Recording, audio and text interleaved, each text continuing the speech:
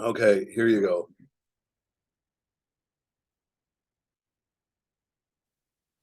Hey, I'm Stacy. Dude. Greetings, Stacy. Hi. Hello. Hablamos en el idioma del español, ¿no? Y los ojos. I want to drink your bath water. Wow. Yeah. Stacy, focus. Yeah. Here. And that's why I don't eat shellfish. Hi. Hi.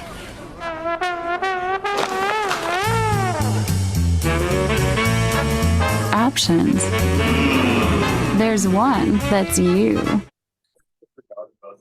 So here, man, it was actually an ad for coffee, but Tammy decided she would take it and have a little fun with it, which was actually quite well done. So I appreciated that. It was a good place to start. Okay, what I'm going to do here is, Adam, just give me a second here. I'm just going to share this. I've only got a couple of slides here to show.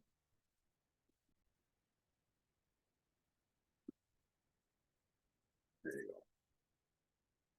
go. Okay, so what I thought I'd do is just talk a little bit about PADI and the pathway, if you will, for scuba divers in general. Obviously, specialties are part of that. There's some core courses, there's some pro level courses, which isn't really the focus of our stuff tonight, although feel free to ask any questions about those. They're not excluded from our conversation, but today was more about some of this stuff in the middle here, which is specialty courses. But some of you may recognize this chart. There's a couple of them around the wall throughout the shop. And really what it says is, hey, listen, when I start diving, I might be a bubble maker, a SEAL team, or discover scuba diving. I start and I go, yeah, I like this diving thing. This is good. I can do this. I can see myself doing this. Bubble maker, for those that don't know, is for 8 and 9-year-olds. SEAL team, so it's shallow end of a pool only in pools. It's not open water. You can't do it in a lagoon or anything. It's just a pool. Aqua SEAL, or the SEAL team rather, is Aqua SEALs are probably you put on your wetsuit. The SEAL team is for again, younger kids. It's designed around 10 missions that they can accomplish to acquire a badge, if you will, for being a PADI SEAL team graduate. And again, it's shallow end pool type stuff, maybe max depth of 10 feet, but it's designed to get younger kids that aren't quite ready to take their full scuba certification yet. They get going and working on buoyancy and things like that at an early age, so that when they become 10 and they can take a full PADI open water diver course, that they're already kind of in tune with what's going on. They breathe off a regulator, they have a little bit of focus on buoyancy control and all that kind of stuff. This little sort of section of the chart here is the PADI scuba diver and PADI open water diver. PADI scuba diver is a subset of the open water course.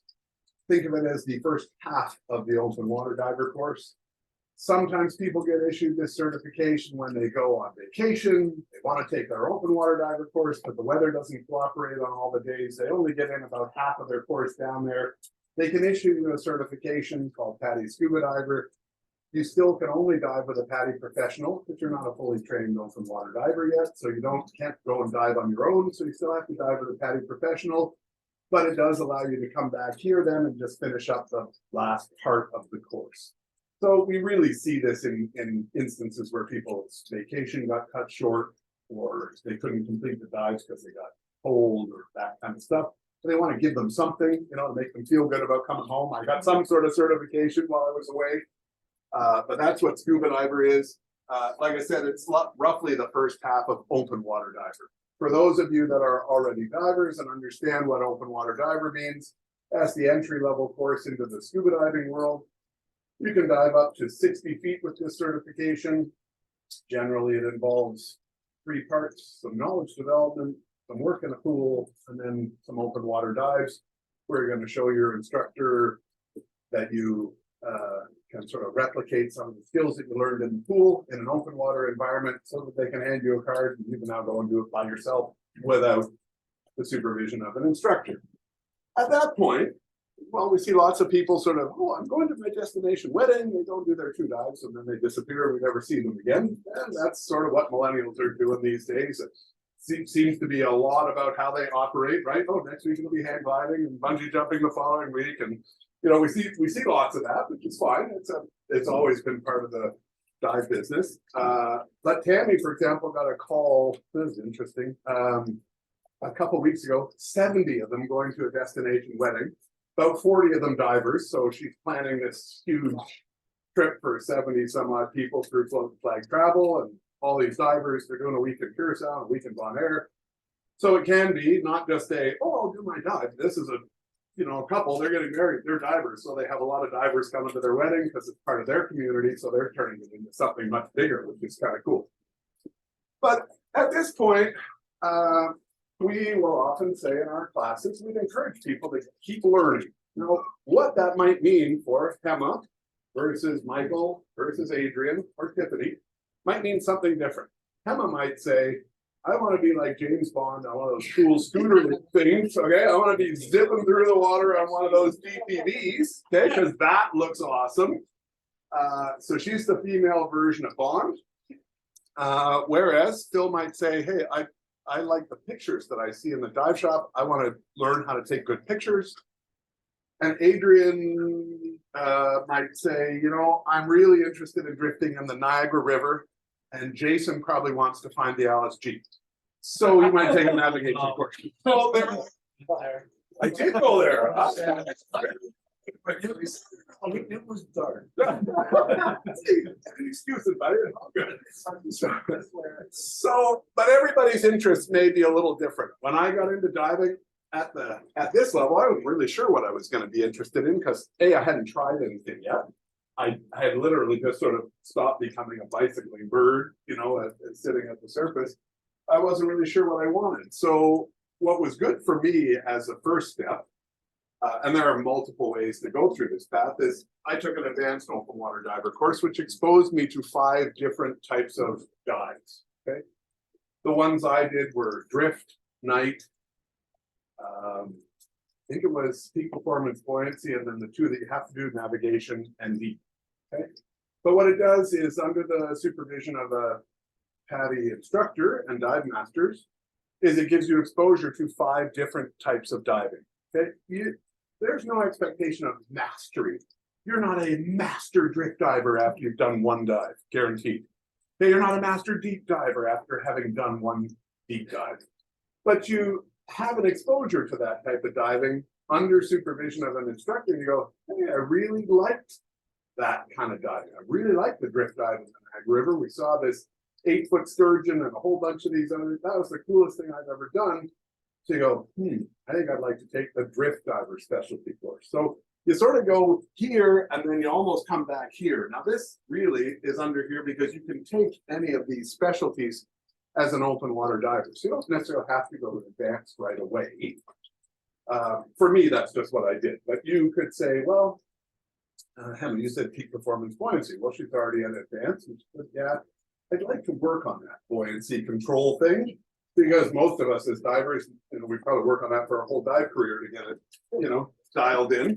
But you go, oh, okay, I'd like to do the peak performance, but you don't have to do advanced to say I'd like to work on my buoyancy control. In fact, we get lots of people that take that particular specialty without having taken advanced, because they want to be a little bit better and enjoy their advanced course and not be fighting buoyancy and stuff. So they'll take it beforehand, okay, and then they go and take their advanced. Okay? Now, what's interesting, which lots of people don't know about, is if you take advanced, there are 5 specialties. 2 of them are mandatory, so navigation and deep are mandatory for anybody, but the other 3 are generally considered electives. Now, most shops will offer electives that are appropriate for their local environment. So we do peak performance buoyancy, DSMB, we do night dive, then we do a nav and a deep. So those are good ones here. The DSMB, why would I need to take a specialty dive in that? Well, if you're going to dive in Tobermory, you must carry a float. If you're going to dive in the Niagara River, you must be underneath a DSMB or a float of some sort because of the boat traffic. If you're going to dive in Brockville, you must be familiar with and know how to use a reel and a DSMB because you're in the shipping channel. Well, those are all local dives to us here that we have. Now, if I was in the middle of Red Deer, Alberta, and there was nothing else around other than a quarry, I probably wouldn't need to know how to use a DSMD because it's not locally relevant, so that's probably not one that's going to be offered. But altitude diving might be offered in that environment because maybe they got stuff up in the mountains they have to deal with. So the electives can be anything that you want, but generally are picked by the shop. Now we've had a few people that have said, I have no interest in doing a night dive. Ever. Okay, well, we're not forcing you to do a night dive. I'll let you do some other kind of elective, but we might have to just organize that a little differently because it might not be on the schedule. But here's the cool thing. Let's say you take your advanced course and one of those dives is a night dive. Okay, you go, hey, that was cool. I want to take the night diver specialty. Well, the night dive that you did for your advanced course counts as the first dive against your night diver specialty course. So while that dive requires 3 dives, and we may encourage you to do them all just for practice and all that kind of fun stuff, the first one you really don't have to do because it's the one you did for advanced. Same thing for deep navigation or any of the other, and some of them like peak performance buoyancy, there's only 2 dives for that specialty. So if you've done one as part of your advanced course, theoretically, you only need to do 1 more dive for that specialty certification. Okay. Again, when we offer the course, we basically say, Emily, you should do both of them anyway. Why? Well, presumably you're taking it because you want more practice. So if you're getting more practice with an instructor that's willing to give you all their tips and advice, it's probably a good idea to take them up on that because you're paying for the course anyway. So you might as well do it. But just so that people understand. And likewise, if you took the drift diver specialty and the peak performance buoyancy specialty and the night diver specialty, those 3 specialties can count as 3 of your adventure dives when you go to take your advanced course. So you would only need to do the navigation and the deep to complete your advanced course. So that first dive of each of those specialties can count towards advanced, or likewise, those dives that you did for advanced can count towards those specialties that you want to take. So that's a little known fact.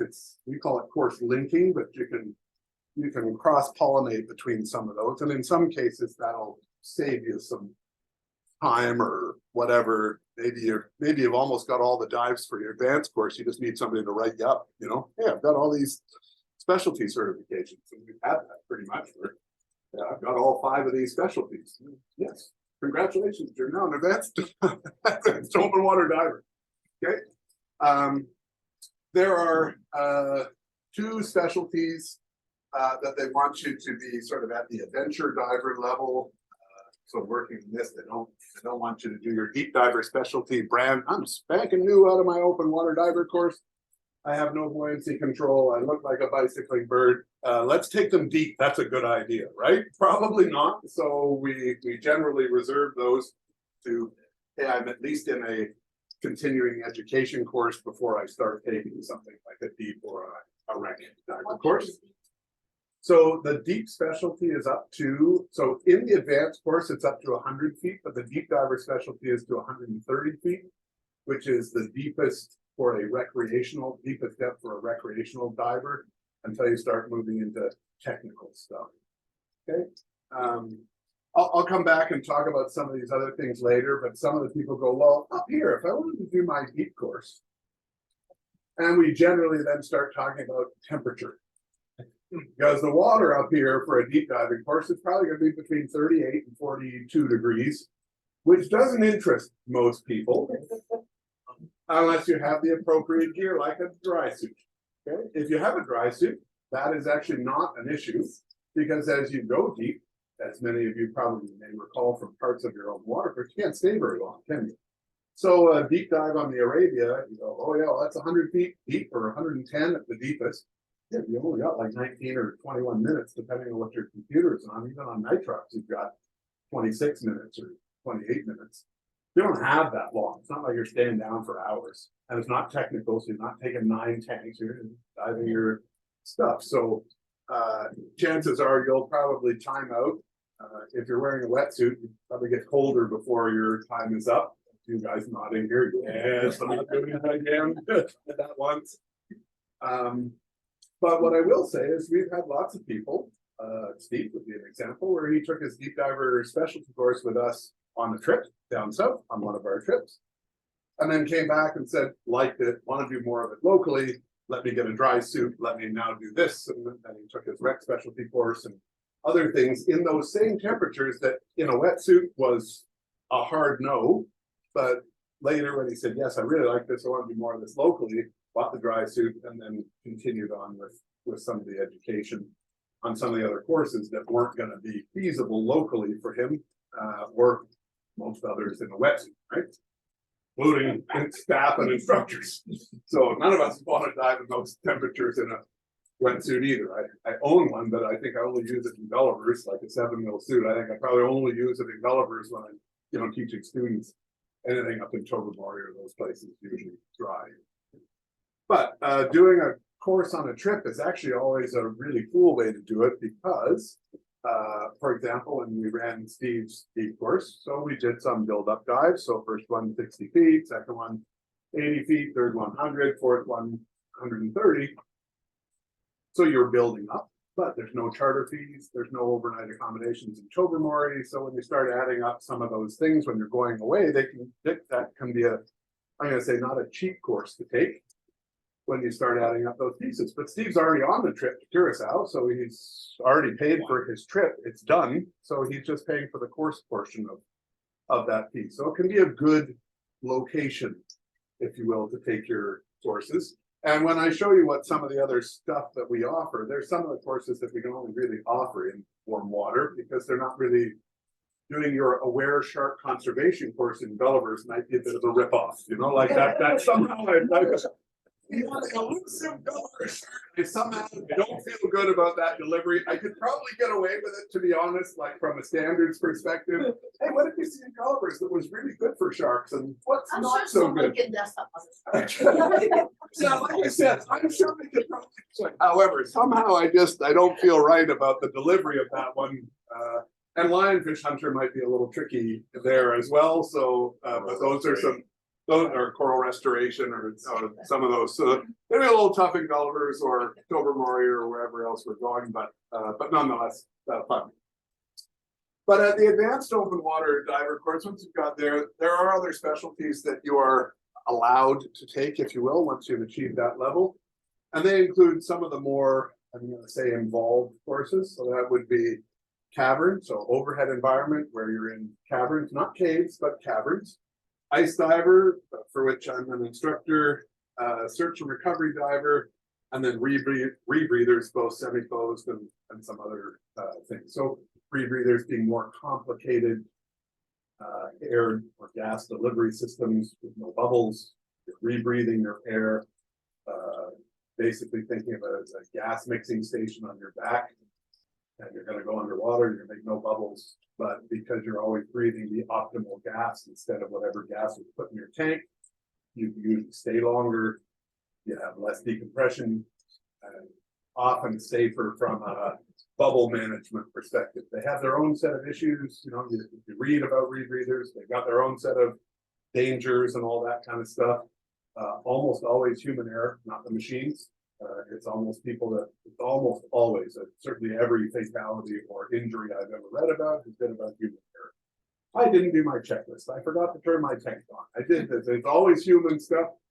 So really, it's not any more dangerous than our regular diving, because those things can all be problems in open water diving as well. I forgot to turn my air on. Is that a problem when you go diving? Yeah, of course it is. Usually figure it out quickly though. But when you're rebreathing gas, the gas just gets worse every time until you fall asleep and now there's no more Brad or Jen or Phil, whatever.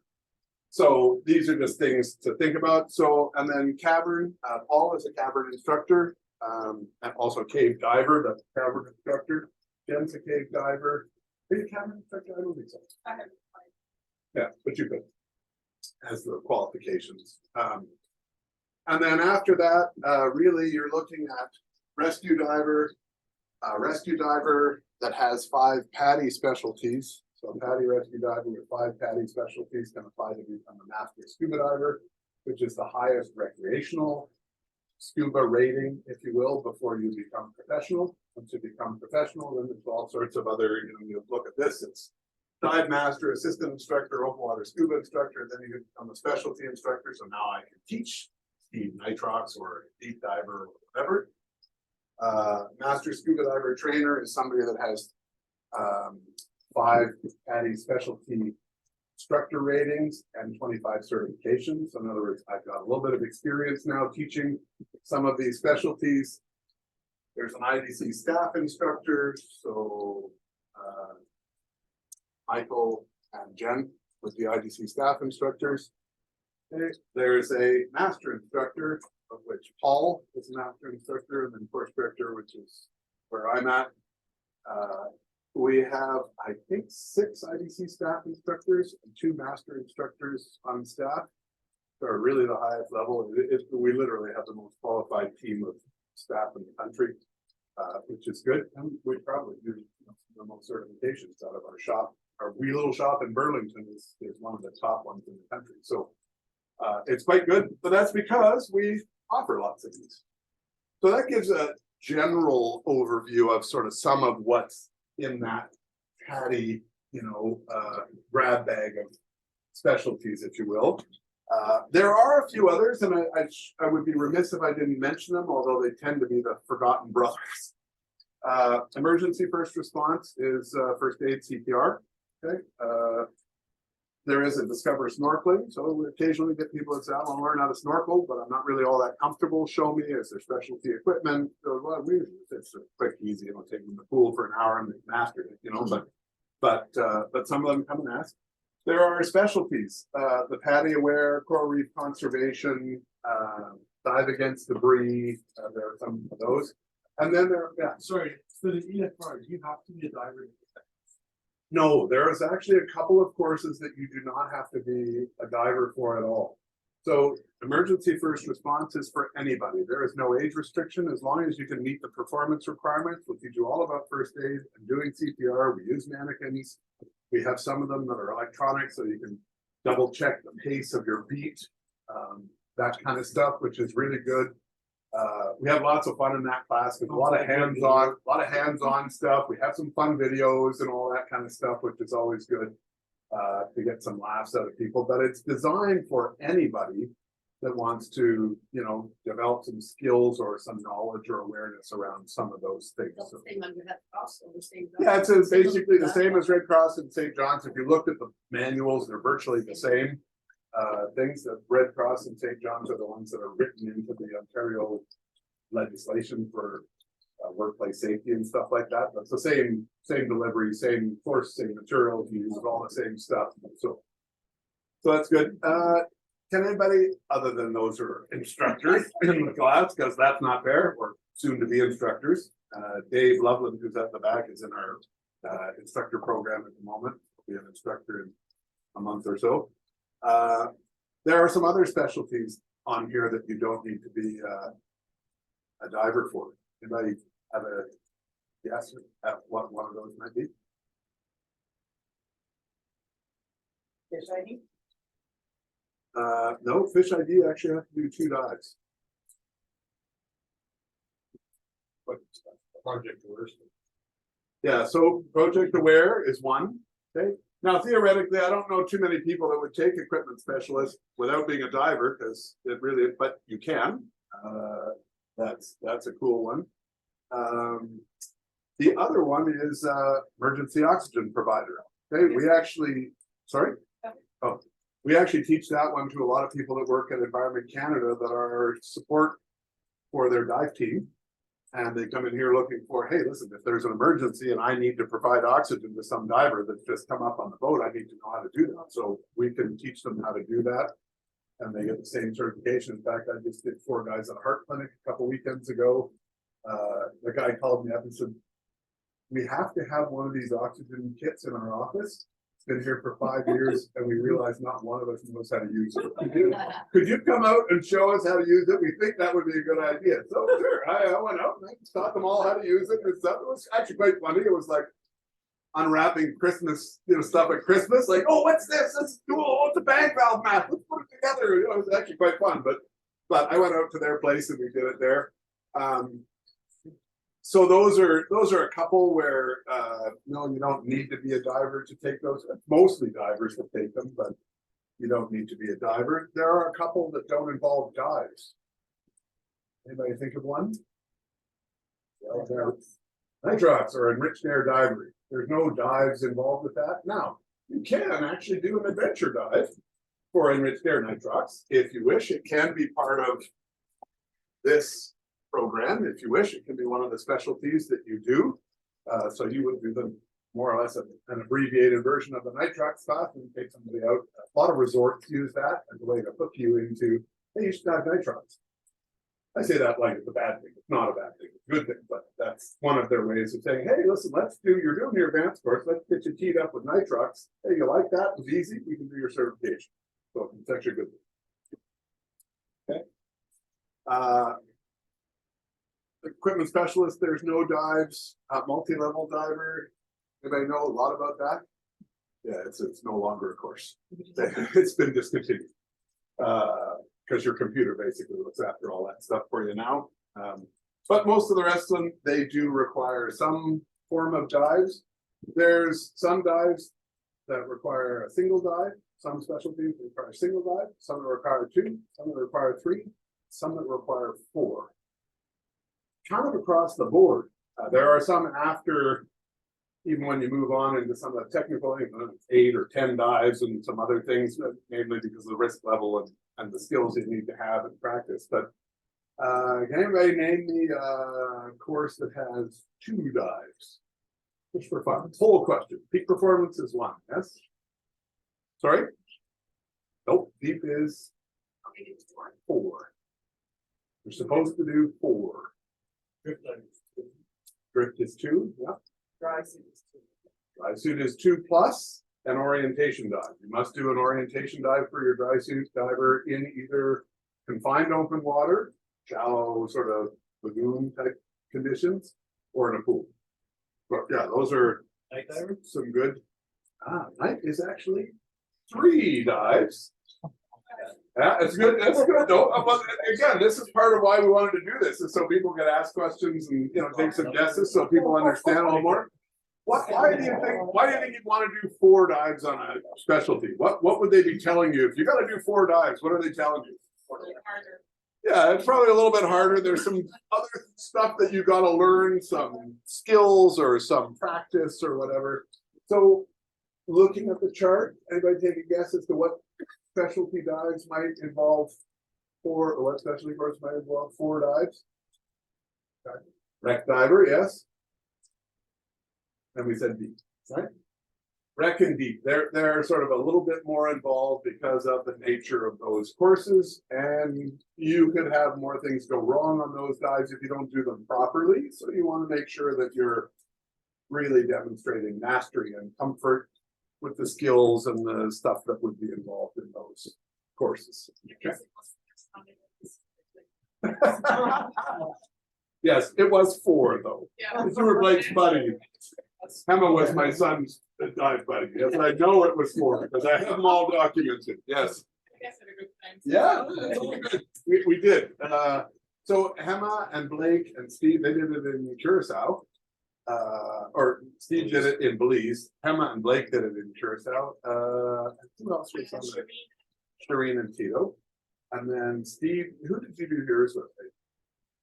Dave Loveland and Josh. Yeah. So they're quite popular on trips if you're traveling with us, if you're down south somewhere. A lot of places have no issues with it. To be frank, there are some places that have depth limits that make some of these courses challenging. For example, the Maldives, maximum depth 100 feet, period. You can't go any deeper. So what, can we do the course at 100 feet? Yes, we can execute the course. I just can't take you to 130. It's really fun as an instructor to take people to 130 and watch them do math problems. They're really entertaining because it doesn't even work very well. Sorry? Encourage. Yes. It can be a Tito is better. Tito was better at depth when he was at the surface. He took like 35 seconds at the surface and he handed me the answer in like 12 seconds on the bottom. I'm like, what? Yeah, it was really quite funny. Better at the expensive part. Yeah, I've seen that a couple times. It's always entertaining. It's good for the debrief afterwards. You know, everybody has some fun and some laughs about that kind of stuff. It's always good. But there is no one defined path. Okay, I had a lady, I'll tell a couple of stories. I had a lady come to me and say, I want to become an ice diver. I have my open water cert. I got it in Dubai. I got 4 dives.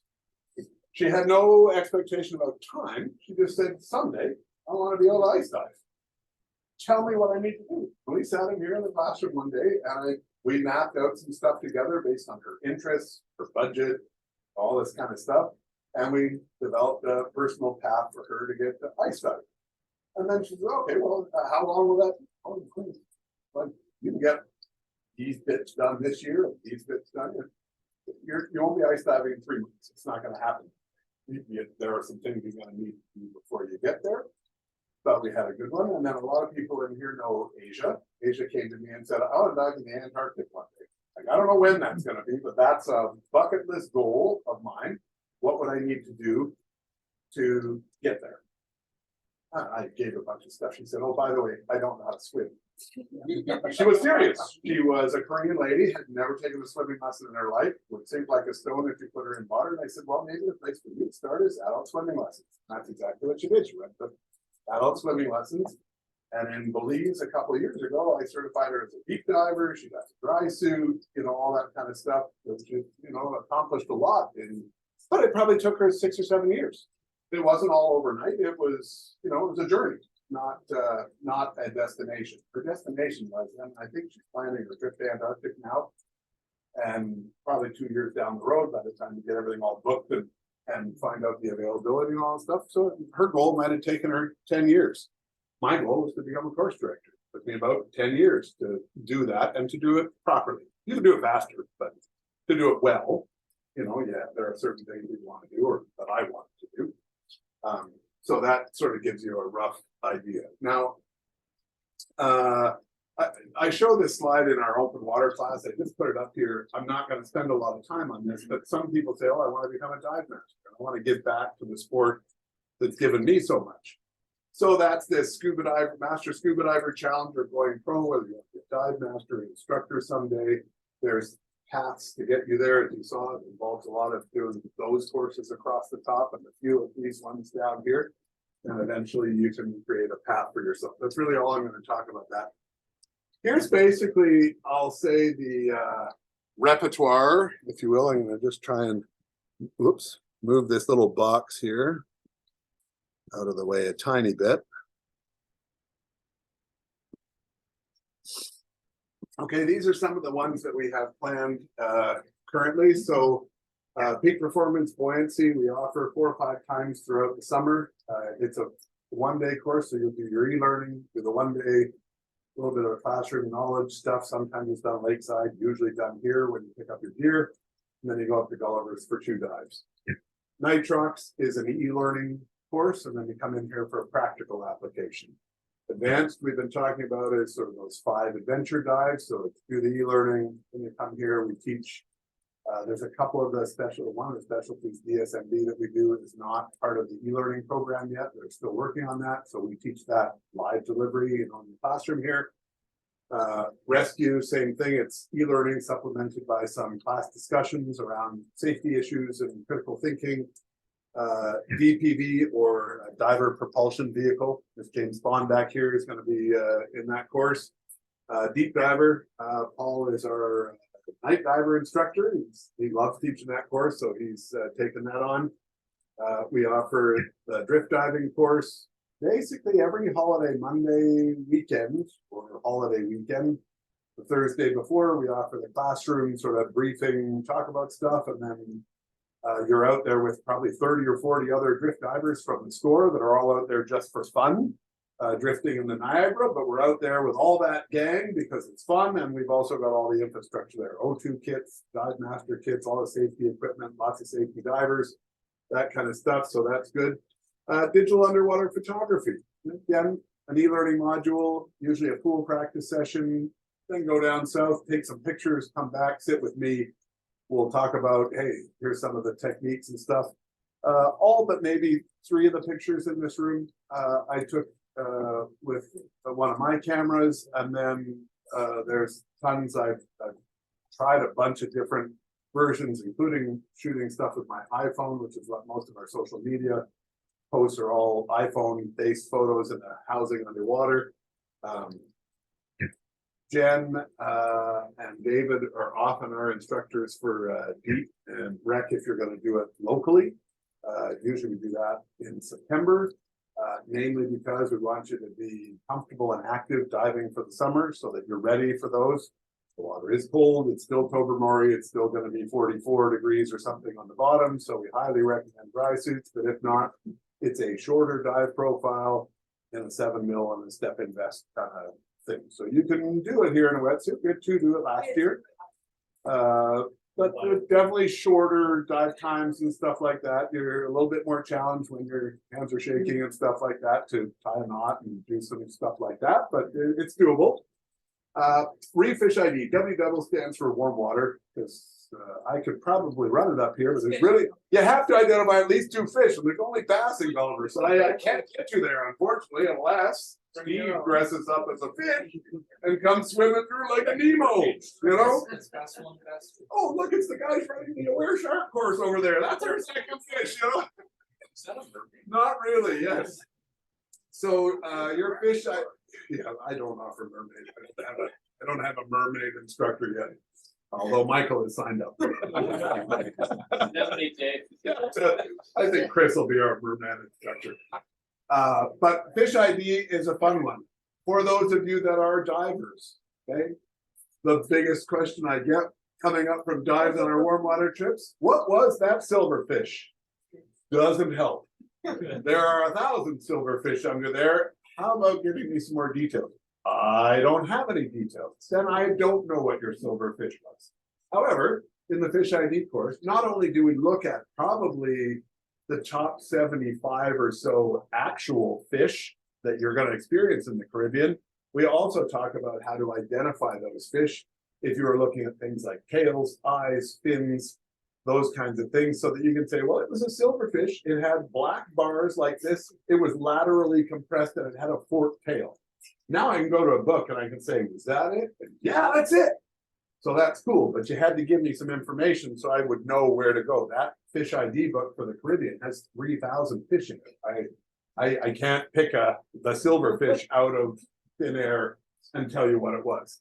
So this is a good one. It only requires 2 dives. It's another one that requires 2 dives. And if you're doing it with me on a trip, I can give you some homework and all that kind of stuff. I usually have some questions I want you to try and get answered using whatever resources, Fish ID guides, internet, Divemasters, local Divemasters, that kind of stuff. Okay. Dry suit. So if you're going to do some dry suit diving, some people will rent a dry suit. Oh, I'm going to Sifra and I want to touch the 2 tectonic plates in Iceland. So that would be a cool dive, but you need to be dry suit certified. They require that if you're going to go there. So you have to, doesn't mean you have to own a dry suit, but at a minimum, you're going to have to rent one to take the course so you can get certified and say, yes, I'm a dry suit diver. Because it'll be obvious if you get in the water up there and you've never dove one, they're going to know in seconds, right? So that's good. Ice diver, people, why would you ever want to do that? I'm not sure yet, but I'm the instructor trainer for ice diving. But no, it is actually probably one of the most serene and beautiful experiences that I've ever had. If you are dressed appropriately for it, it's not really any different than doing a cold water dive in Tobermory in June, to be honest, except you're in an overhead environment and your bubbles glide over that like mercury.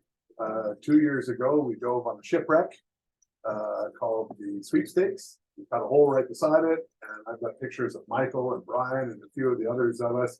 It was actually one of the most surreal dives I've ever done, probably one of my best dives. It was in about 18 feet of water. I've done technical stuff to 200 feet and all that, rebreathers and all that stuff. That was probably my favorite dive of my diving career. Why? Because I could look up at the ice, could look down at the shipwreck. There was only this much space in between the bottom of the ice and the deck of the shipwreck. And we were swimming in between that, looking at it. Wow, this is really cool. So that was pretty neat. And this course, for example, if you're thinking, maybe one day, we actually always invite people to come up for surface support. So, hey, listen, I'm not interested in doing any ice diving yet. I don't even own a dry suit, so there's no way. However, I'd be interested in seeing what it's all about. We will train you how to be surface support. Then you can come up and you can help the divers, moving in and around the hole and shoveling and helping cut the hole with the chainsaw and doing all that cool stuff. So you can participate in the weekend. It's not as a diver, which is fun. So you get to see it, you get to be part of the camaraderie and part of the, the community that's doing it. We usually have, I'm going to say between 10 and 18 people for a ice diving weekend, about half of which are support people that just come along because they think it would be neat to see, if nothing else. They come with their cameras and they take all sorts of pictures. It's great for us because we're too busy with all the heavy gear to worry about pictures, so they take all the pictures. It's cool. Emergency oxygen provider is a requirement for your rescue diver course. I'm going to say training is a requirement for your rescue diver course, not necessarily the certification. We offer it as a separate certification, so it counts towards your master scuba diver rating of 5 specialties, but either as a separate module of your rescue course or as a certification course. We talked about EFR. We also offer the EFR instructor. Were shark and lionfish hunter are again 2 of those sort of warm water ones. Proud to say that one of our best lionfish hunters of all time is sitting right over there, and he's a vegan. Yeah! But he was probably one of the most accurate, best lionfish hunters we had. He didn't eat any of them, but he did kill a lot, and he really had probably the biggest smile on his face. He came up to me after, this is really addictive. Yes, it is. But yes, so for a new diver that may not understand what all that excitement, wait a minute, they're killing fish? Yes, lionfish are invasive in the Caribbean. They are killing the fish populace on our reefs. They eat anywhere between 60 and 100 juveniles a day. They reproduce at a rate of 30,000 eggs per gestation cycle, which is monthly, which is way over what they do in the South Pacific, where they gestate twice a year and 2,000 eggs. So for some reason, the cold water or colder water conditions here, with no natural predators, their population exploded, they're destroying reefs and all that kind of stuff. So we run a course, as do many of the islands in the Caribbean. They have programs to kill lionfish so that we can save the juvenile fish on our reefs so they stay populated. If they don't, the reefs die, and then we don't have someplace to go and die. So it's really important that we go and call these fish out of the Caribbean waters. So we use like hand spears and do them. There's also a lionfish cookbook that happen to be absolutely delicious fish.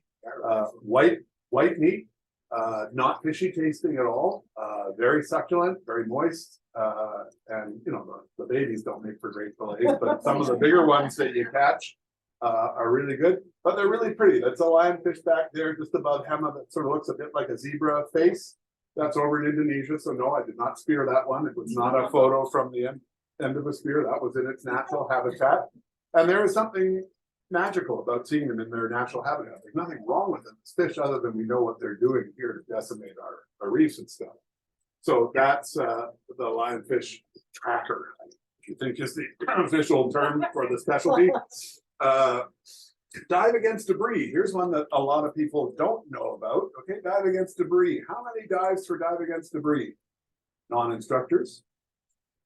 Let's see, 3. Adrian's got it right. Single dive. It's a 1 dive specialty on which there are no skills.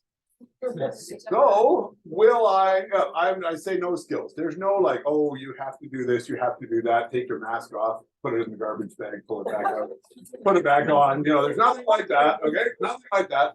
Basically, what you are learning about, okay, the skills that you will use are things that we'll talk about in the pre-dive session, is how to efficiently pick up garbage and what to leave, because it's got coral growth and juvenile fish living in it, what not to leave. So yes, I'm only kidding, but there's no like major, oh, you got to check your gauge and match it to mine and do all that stuff. So, but the most important part of that course is you become, as a dive against debris diver, you become a data collector for the largest citizen science project in the world. Okay, that and reef.org, which is the group that does the fish ID. You can submit surveys to them. Diving Against Debris through Patty Aware and that, those are the two largest citizen science organizations in the world. You go, what the heck is citizen science? It's when you, as a non-scientist, citizen, you can become a scientist by contributing to data that has major scientific influence and opportunities. So what we do in that course is not so much the importance about picking stuff underwater, because you don't even have to find garbage underwater. Okay, you're searching for it. You don't necessarily have to find it. Is it bad when you don't find garbage underwater? No, it's awesome. Okay, but you know, you still report that you found no garbage. Why? Because that becomes a data point in this massive database of hundreds of thousands of divers all over the world submitting surveys about what they find. So we adopted Gullivers, for example. Every year I do surveys for Gullivers of my own. Hey, we found no garbage. We do a spring cleanup. We found no garbage. Oh, we got 4 garbage bags full of stuff that blew in over the winter. Oh, we found the first dive 4 garbage, then 2, and then 1 by the end of the summer. No garbage. Okay, we always offer this at Gulliver's on the Wednesdays after holiday Mondays. Why? Because the residents there light off fireworks and then throw them into the water to put them out. Of course, that gunpowder and stuff not good for the fish there. So we always organize a cleanup dive or a dive against debris on the Wednesday at Gulliver's night after those holiday Mondays, so that we can go and collect that garbage. You might also find a couple of beer bottles or cans in there on those same holiday dives.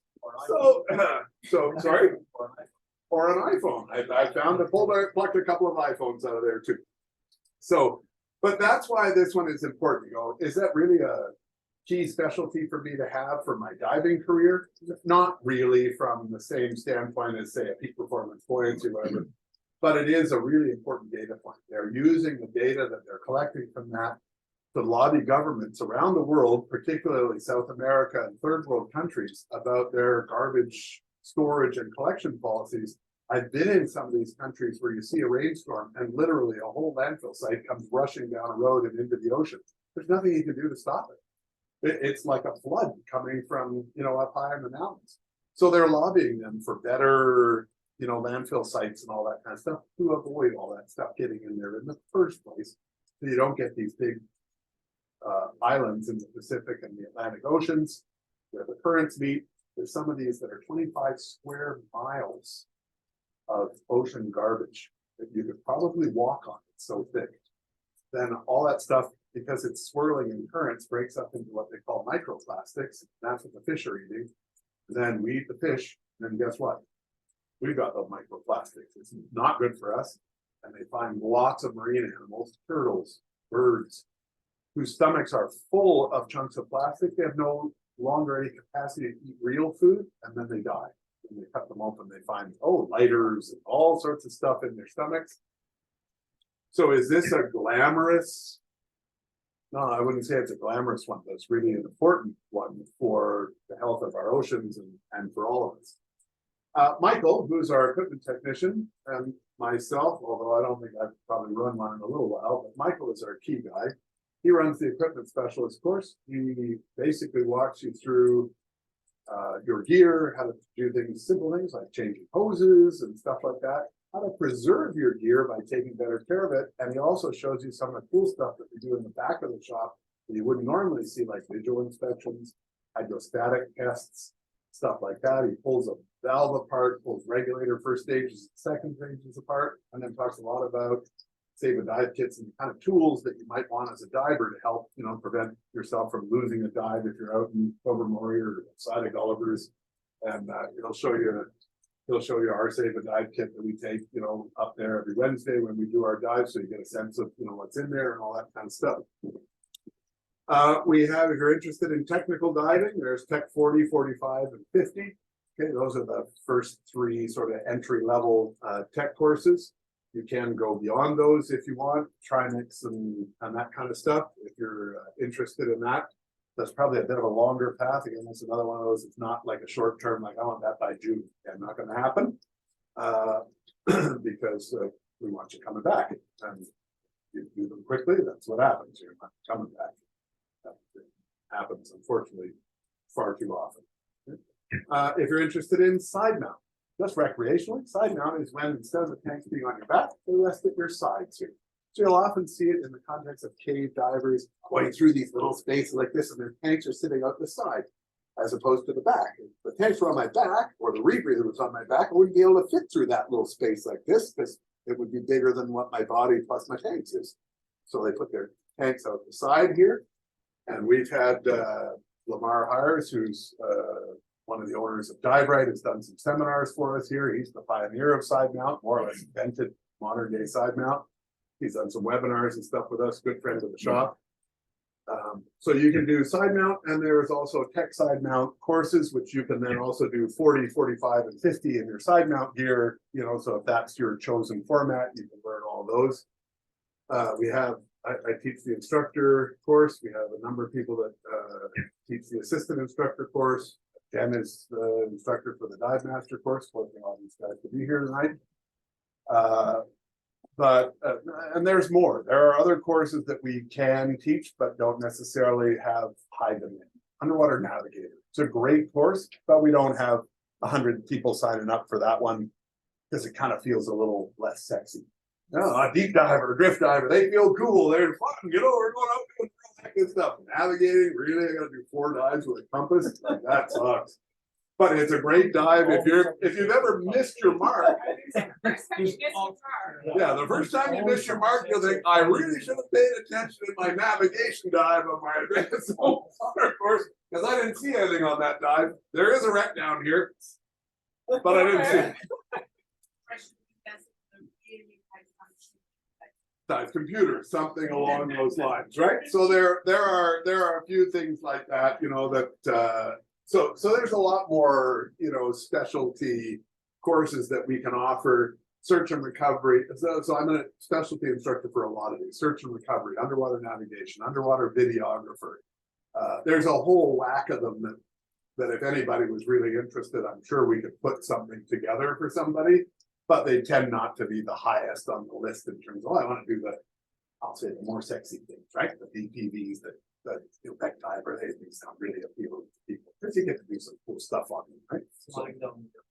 Flying down the river, checking out cool stuff. Those are fun dives. I get those, and they're fun to teach. For those of us that are instructors, they are fun to teach because we get to watch people with these massive smiles floating down the river and stuff like that. So it's cool. So I've done sort of enough talking, probably as an overview, walking you through some of the specialties and the stuff we teach. How about questions? Anybody have questions about any of these specialties or the equipment that we use for some of them? We brought some stuff up here so we could talk about some of the equipment if anybody has specific questions about any of it. But any questions? Yeah. Yeah. So there are really 2 parts to most of these courses. It's a distinctive specialty. It's called a distinctive specialty. It's not part of the mainstream one. There are really 2 parts. There's a knowledge development part, if you will, classroom part, where I go through the anatomy of lionfish. Where do you want to steer them for your best results? So there are some very specific techniques. There's lots of beer in the fridge, so help yourself. It's just cold. Yeah, grab a cold one from the fridge. Those are just out there to show people instead. Sort of like they do at the bar, right? They line all the taps up, you know what's on tap. That's sort of the same idea. So that classroom part usually takes, I'm going to say about 2 hours. We try and get it done. It's not a requirement to have it done before the trip, but it's usually good because we can do some of the practical things like where to steer them while we're on the dive boat or whatever, but it's nice if you know sort of what's going on in advance, and if you understand things like, oh, is a lionfish poisonous or venomous? Anybody know? Yeah, they're venomous. You must be pierced with the spine and have the venom injected in you. If you rub them, nothing happens. Well, they might start hurting, you know, but if you rub them, nothing happens. They're not poisonous. If you eat them, you don't die. It's not like those wicked puffer fish that if you cook them the wrong way, you're going to die from their neurotoxins. So we go over a lot of that stuff so people understand what it is, but also some of the hazards of lionfish hunting. So what, anybody take a guess, some of the hazards of lionfish hunting? Just taking your buddy. Well, that is, John, although I would say it was not necessarily a case of mistaken identity rather than just sloppy use of the spear, but yes, it's been done. Somebody mentioned this. A lionfish on the end of a spear is flopping all over it, and that's what attracts sharks to say, oh, there's a piece of fish on whack, and they come in and they'll rip the spear right out of your hand if you're not careful. Drag you with it if you're not careful, and potentially nibble some part of your elbow if you're also not careful. Unintentionally, not like that, but that's like, waving dinner in front of them, expecting them not to react. So that's the knowledge development part. The practical part is we'll usually do a shore dive if one is available, or a sandy patch, and we'll take you out. We usually use what's called a Hawaiian sling or a sling. Okay, it's a long spear, usually about this long. There are 5 or 6 different types of tips on them, but usually 3, 4, 5, or 6 prongs on the end that are usually barbed. Okay, and then an elastic on the one end. You put the elastic over your thumb like this, and you pull the spear back like this, like cocking a bow and arrow. Okay, and then you hold the spear, and then you'll get up close to the lionfish, and you just release the pressure, the tension on your hand, and the spear goes out and hits the lionfish. Now, depending on where you hit it, it may or may not be a successful kill, depending on whether you hit it at all. This is, a common thing for lionfish hunters, but using a spear like that, not like something you do every day. At best, I used to use the elastics, like when we were kids shooting cranberries and stuff, but that did not prepare me for being a efficient lionfish hunter. But we'll practice first in the sand. So I'll say, hey, pick a spot in the sand, like a target, like a little pebble or something, and cock your thing and see. You should be probably about this close to a lionfish to be effective. If you're much farther away than that, the spear has a tendency to veer. It's not going to hit your mark. So practice getting up close. When you're that close, let it go. If you're supposed to hit dead center and you're hitting up here, well, you're not going to hit a lionfish if that's where your aim is at. So you want to practice until you get the hang of it. It usually doesn't take that long. It's not really difficult. But then we also talk about techniques and angles, because you don't want to be killing corals that have taken 400 years to grow, either with your feet because you're smashing the bits while you're trying to stay in position, or with your spear as you're letting it go and it veers off and hit some sort of wild piece of coral that's underneath it. So there are definitely techniques, and quite frankly, there are some because you can't get a good shot.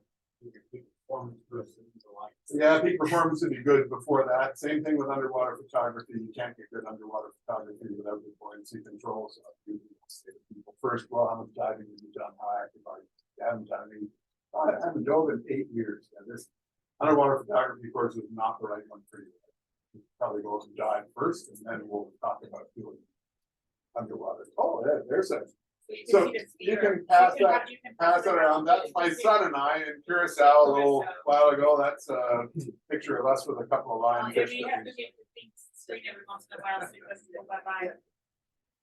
Because we were diving in Cancun, and the one instructor was constantly, we only shot at them when they were in the sand. They didn't shot at them. So we cover all the techniques so that you know how to do that without hurting the marine life, that's fragile and stuff under there, and keeping yourself safe.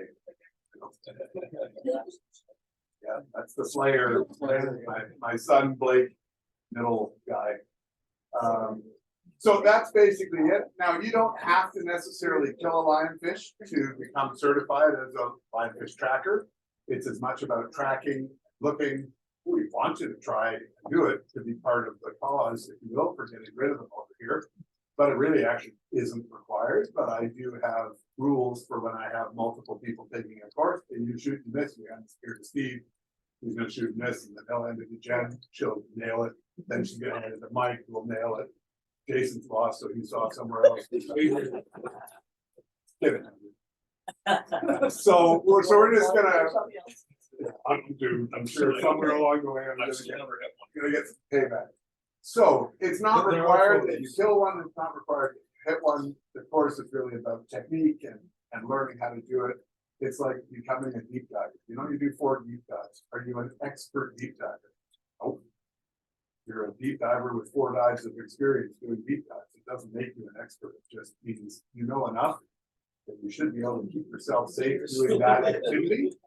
Okay, so that you're not gonna hurt yourself. That's the most important thing. It's the same thing with lionfish tracking, you know? Sometimes the lionfish are small. Oh, it's Steve's turn and you shoot that one that's this big.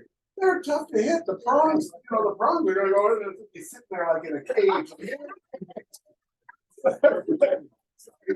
Very well. So, you know, like, hey, they're great if you can kill the little ones, but they're really hard to hit because you just don't have that accurate. There's no scope on your spear. It is, you're aiming and sort of hoping that it's gonna hit, unless you're Paul. That's all good. That helped. Found that out. It's a good warm water trip. We don't obviously have, of course, because we don't obviously have that stuff up here, but if you're on a warm water trip.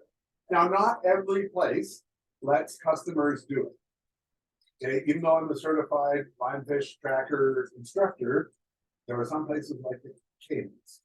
They don't let customers do it.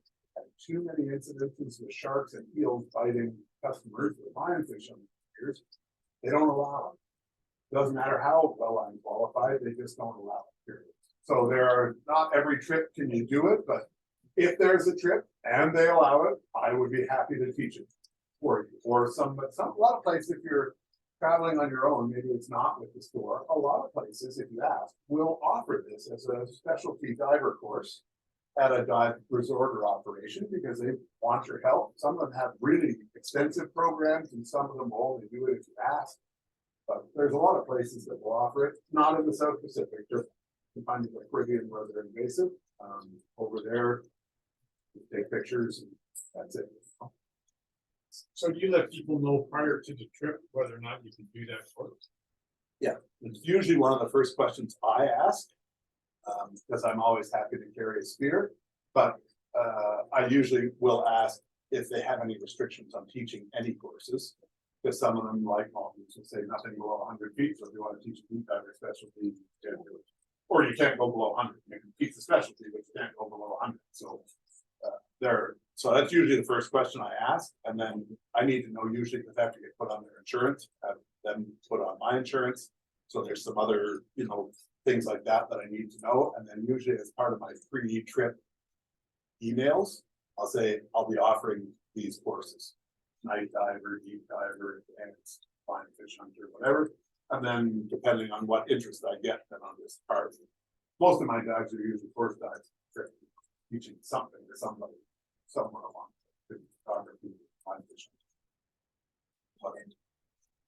Fish ID, normally that's mostly like my time will be spent with you probably on the boat, actually looking at the boats and trying to ID stuff. I don't follow behind you, Lord.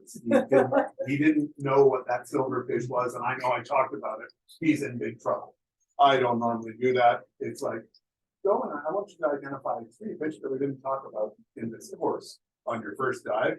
And then on the second dive, I want you to look at some of the juveniles and tell me why you think some of the juveniles are more brightly colored than their adult male counterparts. When that seems completely counterintuitive, because bright fish means you can see it. So why is that? So I'll give some homework questions and stuff like that just to make it fun and interesting. Again, it's not hard. There's no specific buoyancy or those types of skills. The skills are really about learning to identify fish body parts. This is not sounding good.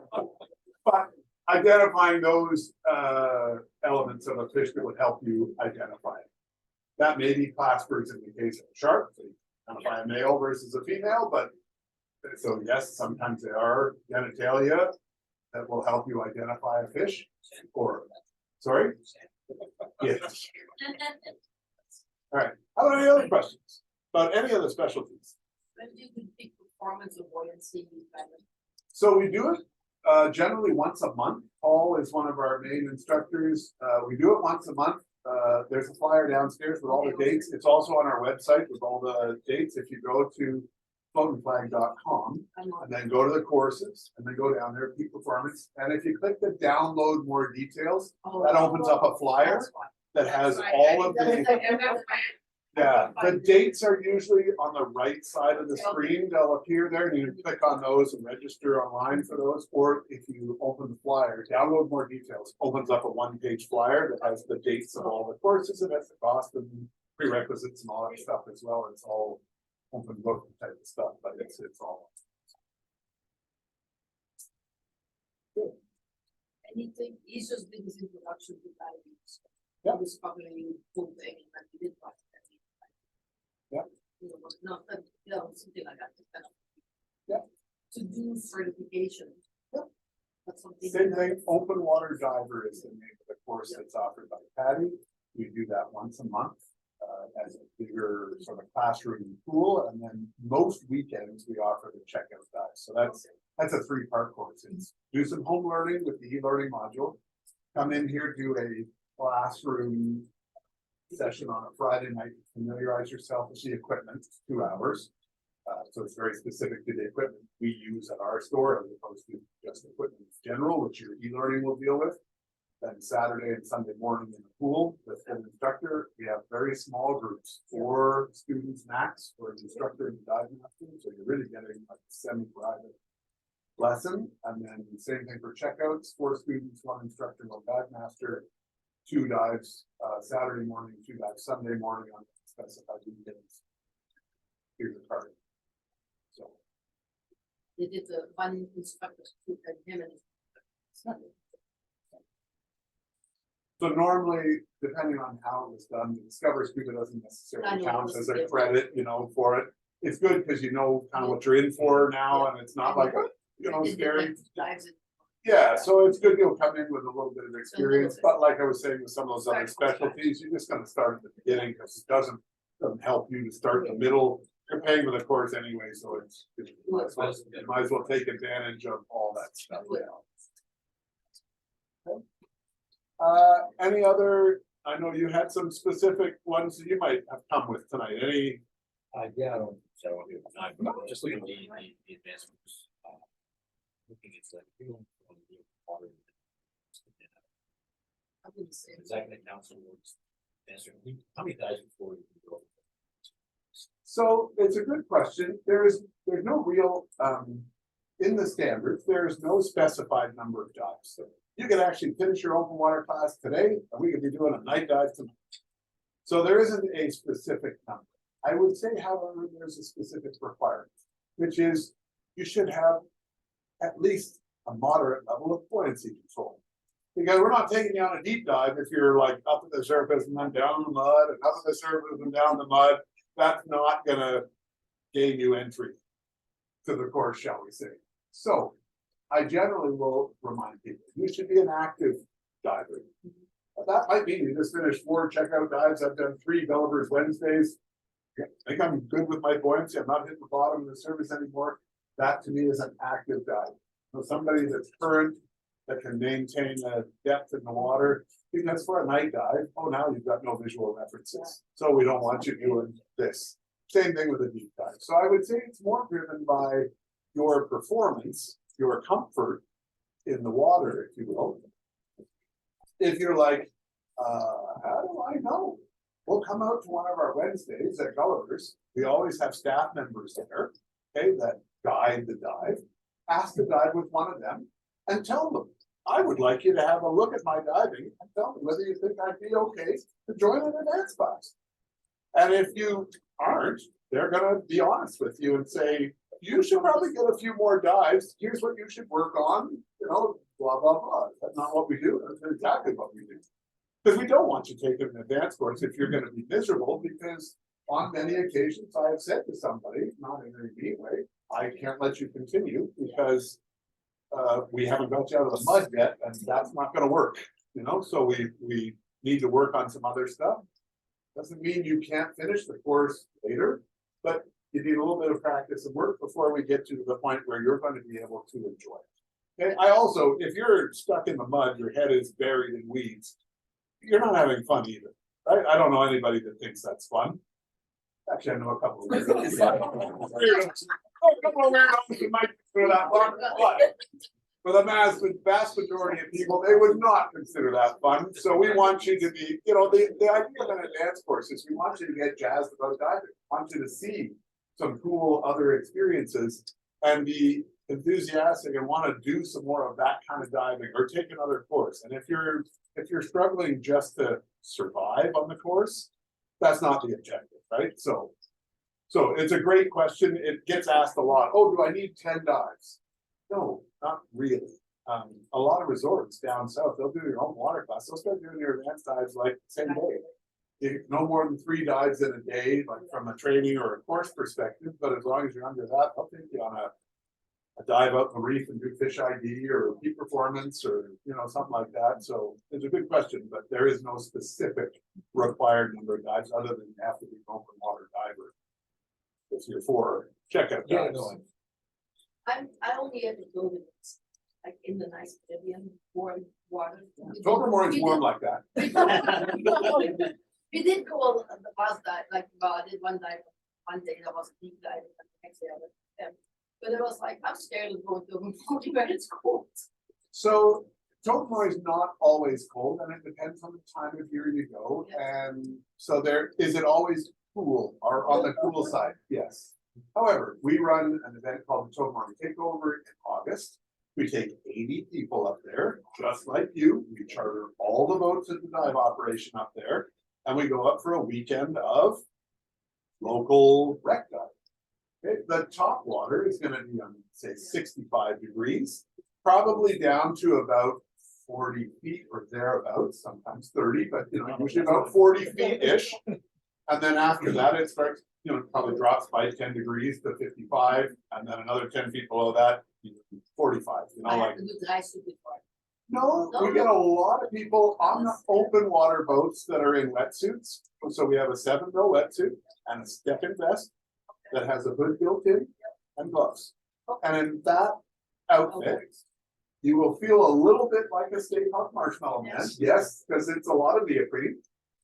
However, on those types of dives, it is enough to keep most people warm and reasonably comfortable as long as you're not getting into the deeper parts. If you start getting into the 45-degree water, even I'm going to be uncomfortable and not wearing a wetsuit, so it's not highly recommended. Is it doable? Sure. We got a couple of guys that do that every year. They'll do the 38 to 42-degree waters in a wetsuit. I wouldn't do it. Yeah. Adrian did it for years. Chris Reed, who did it for years. Dave Loveland, Ken did it for years. Did it for years. It's doing it. But, for example, a good example is on that weekend, we dive at a place called the Tubs on the Friday. We have 2 I'll call them checkout dives for lack of a better word. Fun dives just to make sure all your gear is good and everybody's good and you've got your weighting all set before you get that dive's probably 65 degrees the whole time, which I don't even wear a hood and gloves in 65-degree water. I'm fine with that. Down in the, I was on 85 down. Yeah. It was 65, 65. Yeah. Reasonable. Yeah, so that's okay, and you'd be in, like I said, that thicker wetsuit stuff, so it's quite. Yeah, boots instead of footy pins. I didn't do that. Yeah. So we have 7-mil neoprene boots and stuff. Basically, all of our students have to buy their own mass-markle pins and stuff for local. When you come out, have to get some. The right people have, so the next people are, you come out. There's certainly some truth to that, especially if it's a little cooler on weekend. If it's 90 degrees and sunny, everybody's happy. The dry suit people are actually wet and unhappy because they're sweating so much. The dry suit people are usually the unhappy people in 90-degree water, or weather, but yeah. So it's certainly doable. Again, Niagara River, if you decide you want to do the drift dive, it gets up to 72, 74 degrees in the summertime. It's top water from Lake Erie, which is all warm, and coming down the Niagara River, it's also warm. So, it's pretty ripping. You see lots of interesting fish and all that stuff, but relatively warm. I would say most people would just avoid their dry suit for the Niagara River because rocks and all that stuff. I don't really ever wear my dry suit in the Niagara River. Even in May, it'll probably be 65 by the time we're thereabouts. I won't, I'll wear gloves because of the zebra mussels and stuff, but I probably won't wear a dry suit. I just wear my wetsuit. My Jen's always cold, so she'd probably wear her dry suit, which is fine. Nothing wrong with it, but I don't mind diving wet as long as the temperatures are okay. I'm not gonna freeze and it's a 30-minute dive and that kind of thing. So it's pretty good. Rockville, while Rockville is more advanced level diving, you want to be advanced with some drift experience and stuff because it's ripping current, it's in the shipping channel. In July it's 65, in September it's 62. So again, you're diving on really cool wrecks in current, in relatively warm water. It's pretty cool, but you need, like I said, you want some experience before you can do that. It's a bit more, it's not like a Ken Cooper, it's not like a Cozumel drift. Oh yeah, Cozumel drift, that's like kindergarten. And I don't mean that in a derogatory way, it's wicked fun, but compared to a Rockville, diving in that kind of current, it's a little bit more lower viz, faster current, more obstructions, easier to get lost. And big freighters going overhead, which you don't usually get in Cozumel. So, yeah, there's a few things about it. Some of my favorite diving is up there in Rockville, but. Yeah. So the red bag was on, Yes, I guess it's up. yes. And it's okay that it's still. Yeah, so It's September. it's in September. The top water is going to be warmer, so at least your safety stop is going to feel nicer. Yeah. Yeah, you'd be surprised how. Yeah, no, I meant. 45, yeah. So is it doable? Yes. Would I recommend you do it in a dry suit? Also, yes. However, but Jen had two students that did it last year, and they just adjusted their dive profiles because they knew it would be colder at depth. I've been there in September, and I found it fine, but I wanted to shorter. Yeah, I wanted to do it shallower, but just check the, how many people. Yeah. Question about it. Yeah, go for it, please.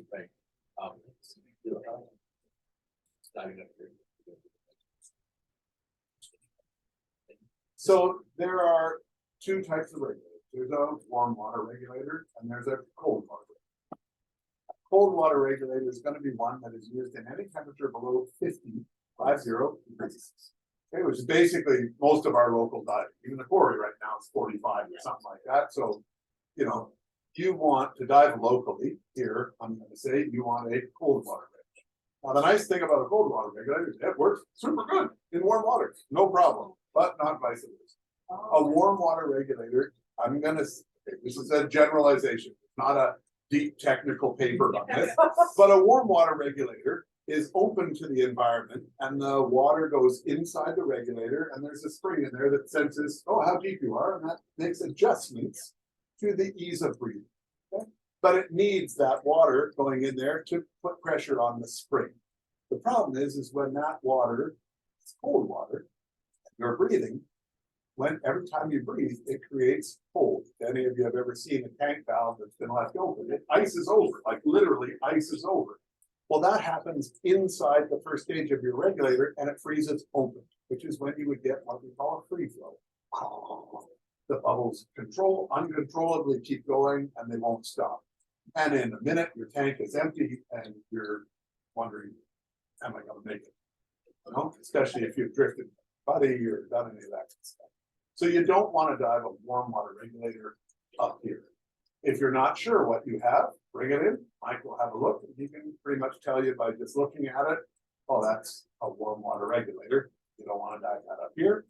Let me show you what a cold water regulator looks like. We don't even sell warm water regulators here because most of our divers will do some. Can we get it? Sure. Is there a cost difference? About $100 probably on a reg set, but to give you the flexibility so that you can sell it to somebody else, you could do this later on.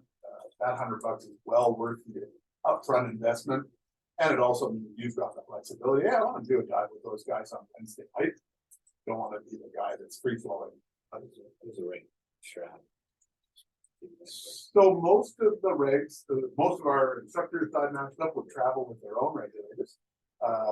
Two ways, generally that we recommend. One is just roll up the hoses, so it's sort of like a bit of a rounded loop, if you will. And you can put that in you can put it in a backpack You know, hey, I'm taking a backpack, carry on. Yeah. Don't put it in your check So bag. Or a regulator bag, which we, you know, some of them come with reg bags, some of them sell them for whatever. Put in that, you carry that as your personal item, as a carry-on bag on an airplane, just put it in the overhead bin or under your seat. We generally recommend certainly going away on your trip to carry it with you, because it is a sensitive piece of life support equipment. So if it gets broken and you get down there, well, now you got nothing. So carry it with you on your way down. I usually would recommend that for lights, computers, and a regulator. The rest of your stuff, mask and snorkel, mask, if you're a prescription mask, I would carry that with you on the airplane in your carry-on stuff. I can't see if I'm diving, I don't have my glasses on, my special mask, and the room's like, yes, the manta ray. And I'm like, I see nothing.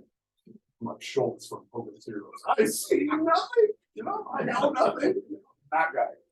But anything that's really critical, at least on the way there, put it in your carry-on. If you want to pack it on the way home, okay. You've seen that, you know, W5 show on how they treat your bags in the back end of the airport when you're not looking. That's what your gear, your life support equipment will be subject to. So if you're okay with that, or it's packed well inside with lots of clothes and a wetsuit, bundling it up inside, you can.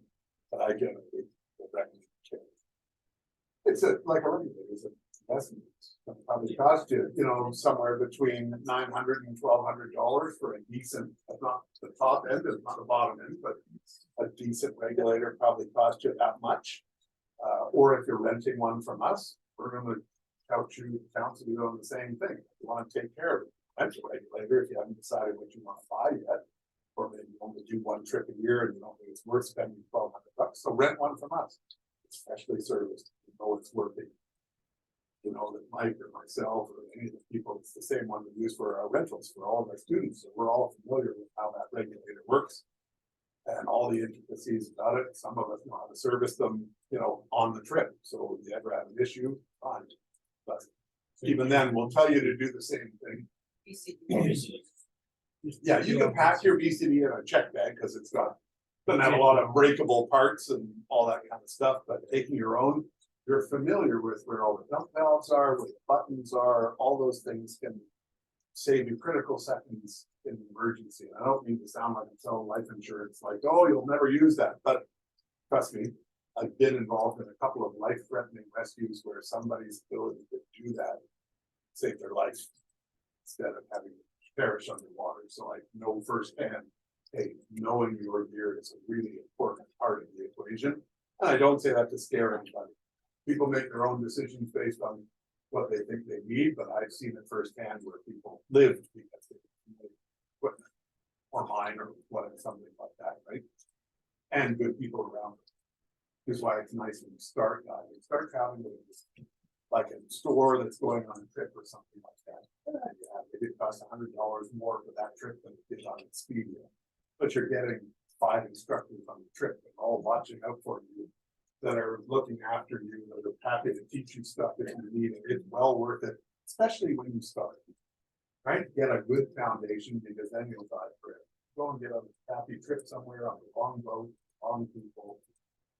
That's the end of your diving. It's really sad, in my opinion. You spend all this money and time to get certified. Go with people that are going to be fun. They're going to look out for you. Anybody here that travels with us, our trips are crazy. They're fun. You know, we laugh more than we probably laugh more than we dive. We drink crazy local beverages. That's what the natives, you know, like the local guys at feed, we're all on our knees drinking this, what was it called, kava or whatever. Woo, yeah, we're all having hallucinations. But it's all good. Something about bread. Oh yeah, sometimes I'm like but there might be all sorts of crazy actors. But not something people would pass. Anyway, we have a lot of fun, right? And yeah, we take lots of pictures. There's always lots of stuff for Facebook, group photos. Our group trips always have a custom t-shirt for each trip and all that kind of stuff. There's always lots of fun. My wife Tammy is a travel agent, so there's always lots of extras and stuff too, very well organized. You book a vacation, you don't book a trip. You book a vacation, actually relax. Yeah, it was good. Watching this over. Yeah, can't take care of everything. Got her flight through bucket. Oh my. That was good. When you get started, So our first official Gulliver's Wednesday is May 31st, so end of May. It's still pretty frosty up there now, only in the 40s still. So we don't normally start the group stuff until sort of first Wednesday in June of this year. Pulled it back to the 31st of May, but Gulliver's is open, technically for diving now. They're open Friday, I think. So we're going up. As long as you have a dive buddy, you can go up. You can't dive there alone, but as long as you have a dive buddy, you get up there for a dive. I just have a staff meeting going up there next week. Staff meeting. Call it whatever you want. Staff meeting.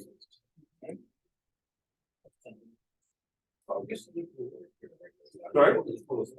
So the pool stuff is finished for the season. We normally do that up until the end of April or the first part of May, depending on where the weekends fall.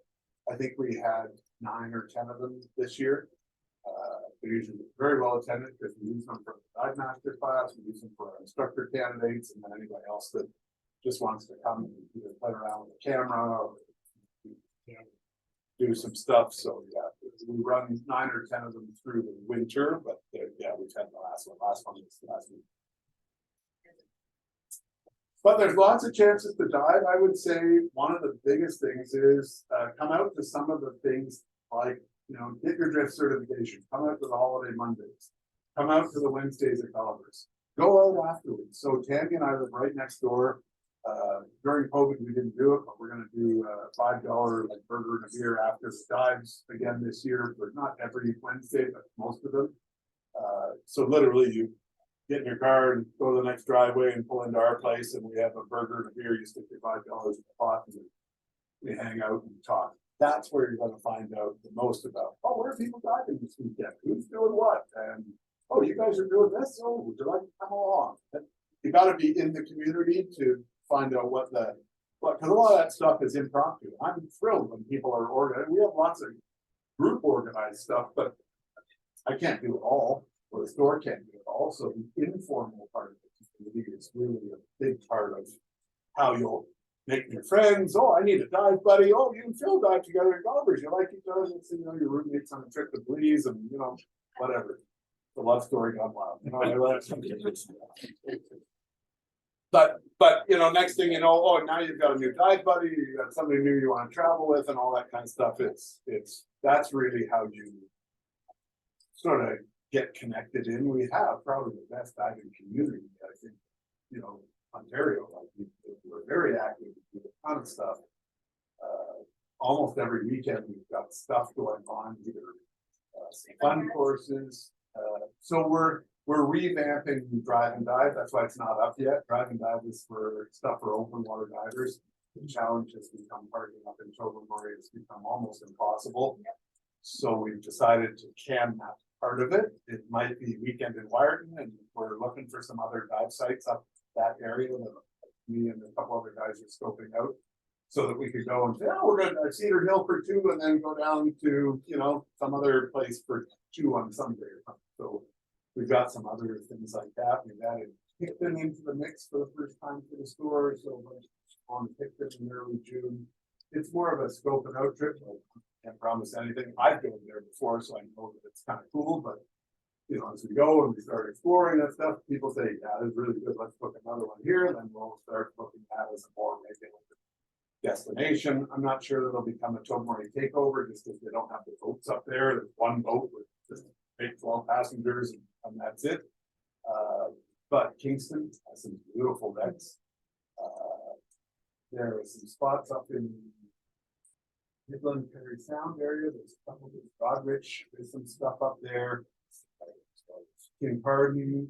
There's some stuff, shallow, easy stuff, you know, wrecks that are in 30 feet of water. I call them more piles of boards than wrecks, but it's something to go and dive on if you and a few buddies are interested in going out for a weekend. So we're probably going to, instead of the drive and dive being sort of wired in Tobermory, we're going to figure something else out. There's also some stuff in Lions that we haven't built yet. And I know I haven't been on them personally, but that's up in that area. So if you did, you know, Lion's Head and Wyerton, you know, you could put a weekend together. Also, is anybody building the scope? So there's a wreck there called the Wyoming, which is in 70 some odd feet of water. Now it's dark. You want to be advanced to do that. It's the water up in the scope is canopy from the canopy leaves and stuff. So at about 30 feet, it becomes a quick night dive because you can't, there's no light, no visible light. And all of a sudden, boom, comes this wreck. It's an old paddle wheel or steamer. There's a shop up there called the Scuba Shack. Jane is the proprietor up there. Her husband, he used to run it, and he passed away a couple of years ago and took over. So she'll run you out to the Wyoming. There's also a dive at Bala Falls, and there are a couple of other ones up there that I know are interesting, but I haven't personally done them yet. So there's a bunch of stuff coming on our calendar in the next, I don't know if they'll all happen this summer, but there's a bunch of stuff that we're trying to branch out, not just rely on Tobermory, because Tobermory, again, is not necessarily good for those that are in always in a wetsuit. I'm not saying that the Skoka stuff's any warmer. I remember it being rather frosty in my 7 mil suit when I was there at 70 feet, but there's certainly some, bathing suits. yeah, but there's certainly some other stuff that we want to, and if anybody knows about some stuff or have done some dives, I'm always game to hear about them because, again, I don't know every local dive. I might have been here for 15 years in the industry, but people are always forever coming up with new places to go and dive. So there's lots. There's Welland Scuba Park. There's I've heard people have written French. Windmill. There's St. Clair River. I haven't heard the French, but maybe. For the dive. There's Sherkston Quarry. There's a whole bunch. Sorry. Lake Simcoe. There's some stuff. Even just off Derry. There's the J.C. Morrison, which is an old paddle wheeler. It's in 30 feet of water or something like that. It's quite shallow, but easy. You can pretty much do it as a shore dive. Surface swim a bit out and then drop down. It's moored, it's buoyed, like there's a marking buoy out there, mooring buoy. So you can find it. And some guys even sometimes do their ice diving course close to that to see that wreck when they're ice diving. So not far, just off St. Penny Beach there. So there's a few other places. Again, not all of them allow diving, so you sort of have to know. But I think it's in sort of Mark's Point and it's a few Spencer's Park or something like that. There's a few other places up there. Again, I'm not as familiar with them, but the local guys up there probably are. So yeah, always worth asking though before you go. Come to the shop, ask us if we can give you some advice on it, put you in touch with somebody that might know more about those. There's also been a couple accidents in some of those places where you're not really supposed to dive, so they're not looking for divers. Big Bay Point would be a good example. A couple of years ago, somebody got put there by boat. So they didn't have the proper floats and we teach the BSMD stuff. So that we dive in a proper float. They didn't have one surface, boat never saw them. So, but you're not supposed to dive there, so they're not looking for divers. In fact, it's actually posted diving is prohibited in this area. So if you go and dive there, you're probably taking your life in your own hands, which is not necessarily recommended. But those are the things to come and ask, or ask a local shop where that diving is. And sometimes they'll have a dive master or guide that'll take you out there. I'll be happy to show you some other local diving, like we've done oftentimes with the Niagara River. We get new people say, "Oh, I'm dive the Niagara." Well, probably shouldn't do that by yourself because you won't have that set up. You won't know where to get in. You're stuck on pilings or whatever. Come with us on a holiday Monday. We'll show you how to dive it, and then after that, they're good to go. They can go and do it on their own with their own group. In fact, one year, I'll say this because it's kind of a funny story. Float and Flag Dive Center. We were contracted by the Toronto chapter of Rainbow Reef Divers, which is a gay and lesbian diving. And they said, "Well, we're in Toronto. We don't know anything about the Niagara River. Do you have some staff that could take us out and take us diving?" I said, "Sure, that would be awesome. How many of you will there be?" And so we had one-on-one. We had 4 staff members. We took them. We had all this stuff planned. Anyway, the guy's name is Peter, and I said, "Oh, look, he's on the phone. Don't I answer the phone? Float and Fag Dive Center." Oh my word! I don't think he caught it, but anyway, that was. He didn't say anything anyway. Very gracious, not at all. But anyway, so we had it. I'm having fun, but it's actually how it is. So, I don't know. And I've done it a couple times since, had nothing to do with the gay diver group, it just what came out of my mouth anyway. But they were very gracious, and they basically then they took what we were able to pass along to them about diving drag, and then they started taking their group up there, and they had much larger groups that would go up and enjoy, you know, the fun stuff of diving in the Niagara River. But they just needed somebody to show them how to do it safely and where to get in and where to get out, how long, how to find the dives and all that stuff. And it was quite cool. So yeah, fun. Any other questions before I let everyone go? What's all the stuff up to you? Adam, any questions from you, buddy, in the back there? Yeah, actually, Brad. I'm curious about the ice diver specialty and what you specifically want or expect from the diver, like to participate as a diver. Yeah, so generally speaking, I would say, while I've done one student in a wetsuit in the past, I would say a dry suit is really a required piece of equipment to do this course properly. The guys that did it in the gentleman that did it in a wetsuit I'm gonna say didn't fare very well. We actually called the last dive on his behalf because we couldn't take the cold. Because you really have to do 3 dives of about 20 minutes each, and that's a lot when the water temperature is 30 degrees or whatever. It's beyond cold. So a dry suit. You should be advanced certified, as that earlier chart showed. So you should have your advanced, and you should be comfortable in your dry suit. So generally, we'll say 25 dives you should have on your dry suit before you start that. You don't have to have any previous overhead environment training or anything. That's what the course does for you. But we generally like people to be familiar with or comfortable with diving a redundant air system, either a pony bottle, an H valve with 2 first stage regulators, doubles, side mount, something that has 2 independent air delivery systems. So there are a number of different configurations that can work for, but the propensity for even cold water regulators to free flow in an ice diving environment is very high. And while we have all the infrastructure, including hot water, tents, rescue divers, always dressed and ready to get in the water, while we try and mitigate all those risks, they still are risks. Every year somebody will get a free flow. It's part of, you know, hey, the water's 30 degrees, the air is minus 15. All you have to do is take one breath in on your regulator and it's done for the, you know, like unless you fix it with hot water and stuff, it's finished. So some comfort with stage bottle / redundant air source breathing is highly recommended. If not, I'll usually ask people to jump with me in the pool and we'll do some of that stuff either with an H valve or with a stage bottle in advance of the course. There are really 3 elements. There's a classroom day where we'll go over all the techniques, safety things, communication with the ropes, all that kind of stuff. Then there is an equipment prep day where we basically will take all your gear apart, make sure everything's dry. We do that here at the shop, make sure everything's bone dry because any moisture in your gear will end your dive before it starts. So that includes your VCD, your regulator, your tank valves, all that kind of stuff. So we do a full gear prep day. And then the weekend itself, we'll do 3 dives for the ice diving course. Again, I'm going to say light on skills and heavy on the experience. There's enough to manage with trying not to get your regulator free flow and breathing properly and staying warm and all that kind of stuff. There's enough there. But there are a few things like simulating an out of air drill below the hole.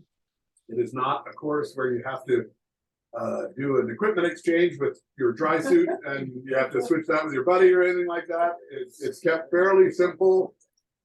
I will say when we talk about and deal with all the hazards and allow you to see what a real ice diving expedition looks like, this is not a flash in the pan. You need at least 9 people to run a proper ice diving course because you need surface support, you need rescue divers, you need tenders, you need, you know, all that stuff. You need an on-site manager, which is usually myself or Dale.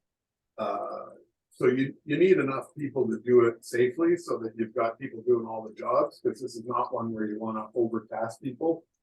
Because the consequences of not doing it right when you're stuck out there, or you come off a rope, or you do any of those things, get train you so that you aren't going to have those. But we always plan for, hey, what happens if? How would we rescue you? All those techniques are part of the course, but we want people comfortable and enjoy the experience. And then if you want, I'll let you do things like just beside the hole. You want to feel what it feels like to take your mask off and do a partial mask flood? Be my guest. But you'll do that right beside the hole, not out 100 feet from the hole. You'll do it right beside the hole. So when you scream and you surface, you're right at the hole. You know, that's usually the way it works. So does that help, Adam? It certainly does, and I'll talk to you tomorrow night about my personal comforts, or if you think I'm capable of doing that when you're fitting me. Sounds great. Thanks. That's good. Like, you know, like, because you're talking about alternative air source. You recommend a free course that offers that, or is that part of the There are a couple of courses that do start to deal with that. One is the solo or self-reliant diver is the name of the PADI course. Self-reliant diver. Adam was asking about it. I think Paul is a self-reliant diver instructor. I think David Craig on our staff is also a self-reliant diver instructor, if I'm not mistaken. Other agencies call it solo diving, but I don't believe in solo diving under any circumstances. So I call it a self-reliant diver, because really you are learning about being self-reliant so you can solve your own problems. Some people take that as, oh, dive by myself. Every year I read articles about the people that die when they're diving by themselves, and I think, what was the point of that? That was kind of silly. You'd be alive to tell a lot more stories if you were a self-reliant diver and not a solo diver. So I don't believe in the solo thing, but that's a personal choice, not a. I know lots of guys that have come into the shop that said, "Oh, I'm a solo diver. Are you okay to fill my tank?" Yeah, of course. No, I'm a dive shop. Of course, I'll fill your tank. I won't dive with you, but I'll fill your tank. We don't want to dive with you anyway, but yeah, but that's okay. But honestly, 9 out of 10 of those guys are not here. Yeah, exactly. And I say that it's a sobering thought, but literally 9 out of the 10 of them are not alive because of their practices. So I kind of look at that and go, the numbers don't speak in favor of doing that activity. So, you know, but the course, Self-Reliant Diver, will teach you about using a redundant air source, the importance of that, the importance of depending on. Like, some people need a little bit more practice. Yes. Yeah, it's honestly not as complicated as you think. It's about procedure and then about practicing. There's a right way to do it. You don't want your hose wrapped around 9 times and it's long. No, but there's a way to do it properly. And then your sharing air becomes very different. So you need to practice and be reasonably proficient at those kind of things, because now you're taking the regulator in your mouth to donate to somebody and putting the one that's hanging around your neck in your mouth to breathe. That's not what we do in open water stuff. We hand them our octave, the one that's not in our mouth. So very little risk in handing them the one that's not in the mouth. There's a risk in them taking yours out, and I got to put another one. There are risks associated with that. So becoming comfortable doing it, you don't have to be an ace wizard expert. You know, you can figure it out pretty quick. It's not that difficult. A couple of dives.